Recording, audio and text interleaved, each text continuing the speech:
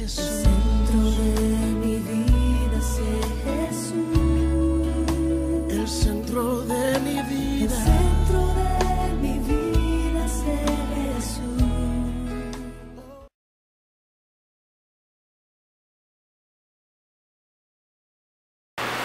Tiene Tito la Biblia, ahora sí tiene. Dice la Biblia, porque nosotros también éramos en otro tiempo, oiga, insensatos, oiga esto, rebeldes, extraviados, esclavos de concupiscencias y deleites diversos, viviendo en malicia y envidia, aborrecibles y aborreciéndonos unos a otros. Quiero decirle algo, si aún queda en nuestro corazón algo de eso, es tiempo de limpiarnos y establecer el reino de Dios. ¿Sabe por qué? Porque esto trae destrucción y trae maldición. El reino de Dios trae bendición y plenitud de vida. ¿Cómo queremos vivir? ¿Queremos vivir haciendo lo que nosotros queremos o creemos conveniente, o queremos vivir de acuerdo a lo que Dios dice que debemos hacer? Mire bien, ¿cómo es el accionar del reino de Dios entonces? Mateo 6:10. ¿Quieres saber cómo acciona el reino?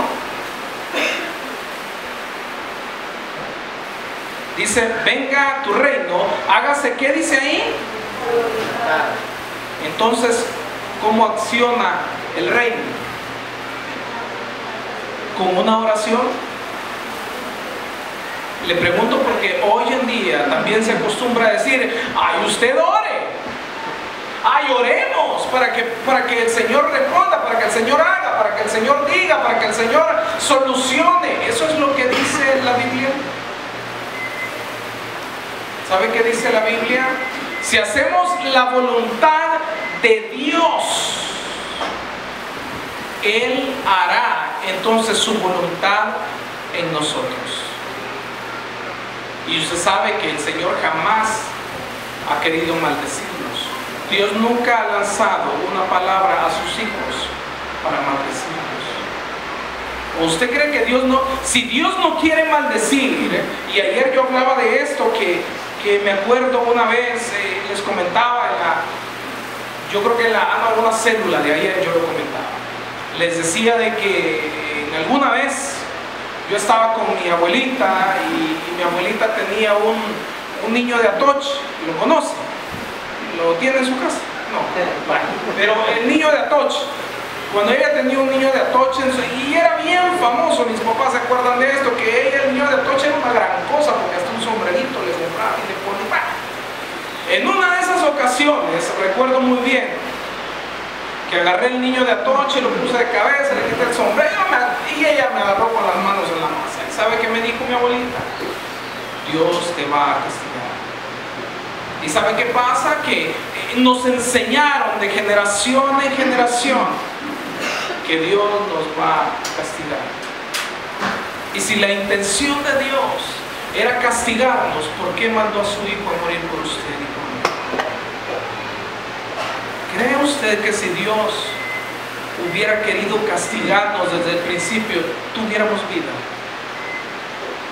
Dios, en la intención de su corazón como en la de Cristo, siempre ha sido bendecirnos y establecer el reino de Dios. Por eso Cristo todos los días se levantaba temprano a ver a quién podía bendecir, a quién podía predicar, a quién podía sanar, a quién podía liberar de los chamullos, a quién podía ayudar. Y caminaba y caminaba y caminaba y decía, ¿quién más está necesitado? Y le decía, él leyó la escritura, el manual que le dieron, y le dijeron, todavía no vas a llegar a Samaria.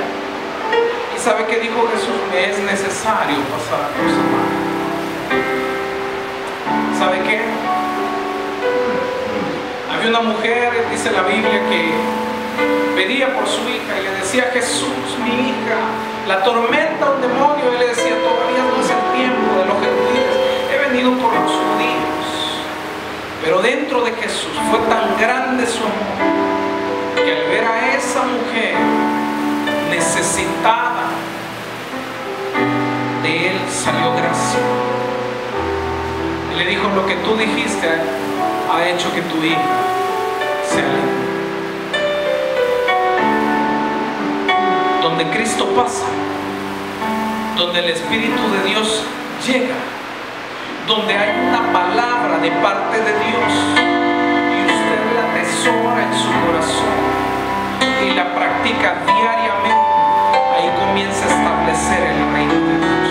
Y algo que tiene que saber, que es donde se establece el reino de Dios, hay bendición y plenitud de vida. Nunca, jamás volveremos a ser iguales si establecemos el reino de Dios. Y me encantaba la reflexión inicial. ¿Saben por qué? Porque cuando el reino de Dios se establece, lo primero que pasa es lo que pasó en Génesis 1:2 en adelante. Comienza el reordenamiento.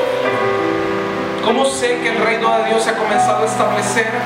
Porque comenzaron a cambiar mis prioridades y mi forma de pensar. Antes mi prioridad era descansar, era quedarme los miércoles a ver el programa que me gusta, era los domingos irme para la playa, y cuando venía de la playa venía oyendo un sermón en la radio y decía: gloria, aleluya, cumplí porque fui a la playa y oí palabras. Eso era todo. Pero cuando el reino de Dios comienza a establecerse, digo: buscar primeramente el reino de Dios y su justicia, y todo lo demás vendrá por añadidura. Cuando el reino de Dios se establece, nos damos cuenta de una tan sola cosa: que todo lo demás se llama añadidura. Vámonos a la diapositiva. Yo sé que ya se me acabó el tiempo, pero necesito terminar esto. ¿Cómo establezco el reino de Dios entonces? Le voy a dar 5 principios básicos. Y le voy a pedir un favor: los miércoles no me venga sin lápiz y sin cuaderno, para que usted pueda anotar esto que es importante. Lo primero es la reproducción.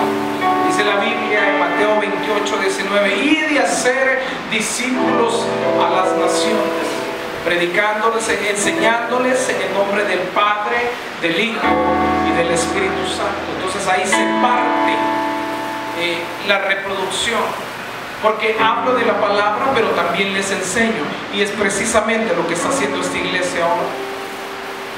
El domingo le hablamos de la palabra y de la trascendencia del poder de Dios. El miércoles le enseñamos cómo lograrlo del domingo.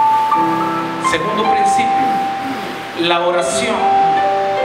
¿Por qué? Porque la oración es una respuesta espiritual, es un hablar con Dios. Y yo siempre lo he dicho: ¿a usted le pareciera bien que su hijo o su ser amado no le hablara en todo el día, no le hablara por semanas o quizás por meses, y al momento que le hablara solo le dijera: hey, billete, pues necesito, ya se me acabó. Hey, ¿qué pasó con el milagro? ¿Qué onda? Pues si yo creo que me lo puede hacer, no he visto nada. ¿Qué tal eso? Lo que a veces hacemos con el Señor, que nos acordamos solo en el momento preciso de la emergencia o de la tribulación, pero Dios no es nuestro Dios cuando no lo necesitamos. La oración es la comunicación continua con el Señor. ¿Cómo es posible que con nuestras amistades hablemos cualquier cantidad de tiempo y cualquier tipo de tonteras, chistemos, nos divirtamos y lo que sea, y con Dios no lo podamos hacer? ¿Alguien le ha contado un chiste al Señor alguna vez? Yo lo he hecho y me divierto con él. Créame que me divierto. Me río y le digo: Señor, mira lo que hice. Y yo sé que él se ríe conmigo porque es tan bruto. Y yo me río con él y le digo: sí, Señor, es cierto. Es sencillo, así ya me lo había recordado, Señor, sí. Y hablo. ¿Sabe por qué? Porque el Espíritu Santo es una persona. No seamos místicos en esto. Ay, sentí al Espíritu. Y sentado a la par, hasta ahorita me sentí. Toda tu vida he estado como. Hasta ahorita decir que me sentí porque sentiste el calofrío. Toda la vida he estado.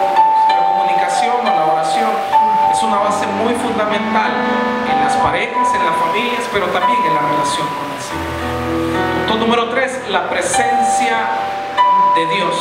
¿Qué es esto? Implica perder conciencia del mundo natural y porque cuando yo procuro hacer lo que yo quiero, tengo mi presencia. Cuando yo procuro hacer la voluntad de Dios, tengo su presencia. Entonces me olvido de todo el mundo y mi prioridad siempre será Él.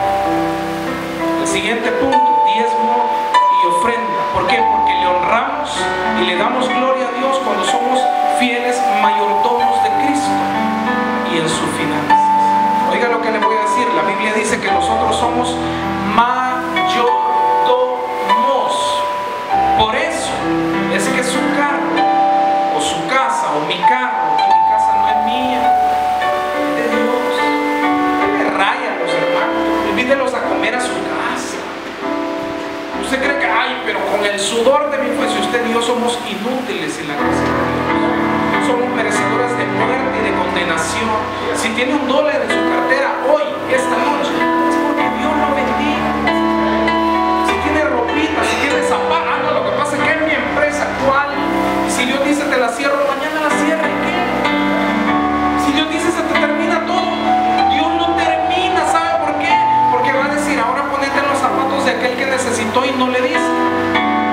Ahora ponete en los zapatos de aquel que tenía hambre y no le diste de comer, y ese era yo.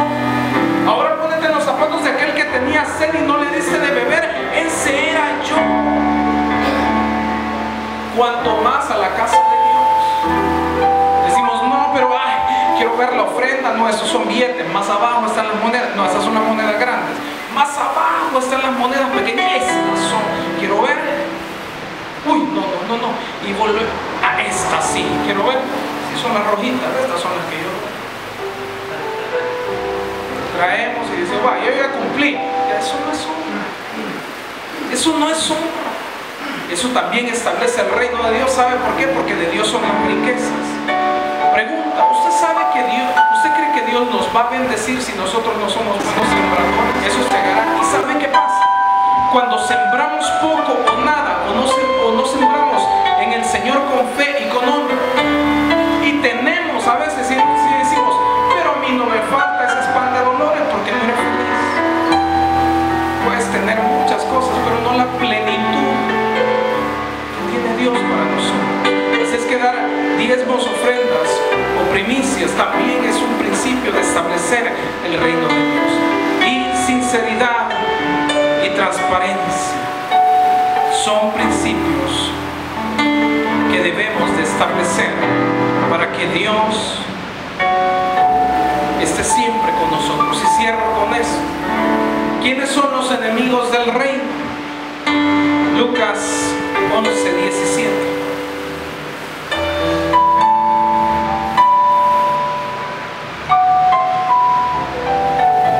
¿Lo tiene?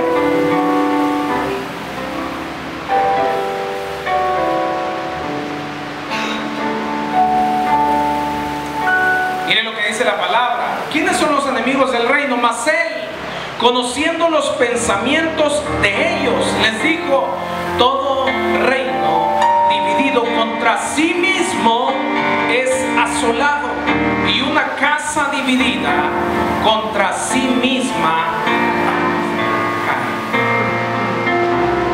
Entonces usted dice, ¿quién es el enemigo del reino? Satanás. No, es todo aquel que divide. Es todo aquel que trata de dividir con chambre, con murmura, con preferencias, con sectorial. Es decir, estos son mis hermanos de la iglesia y estos no, porque hay todo el mundo ni les hablo. Tratan de dividir con cualquier tipo de cosas. Si usted ve el espíritu de división en alguien, tráigale la luz de la palabra y dígale, eso no viene del Señor. El Señor habla de qué? De la unidad. El Señor habla del amor, el Señor habla del perdón, de la comprensión, del aguante, de la paciencia entre hermanos. Hay una sola forma como se divide el reino. ¿Sabe cómo es? Perdiendo el amor. ¿Cómo se contrarresta este enemigo? Juan 17, del 20 al 22.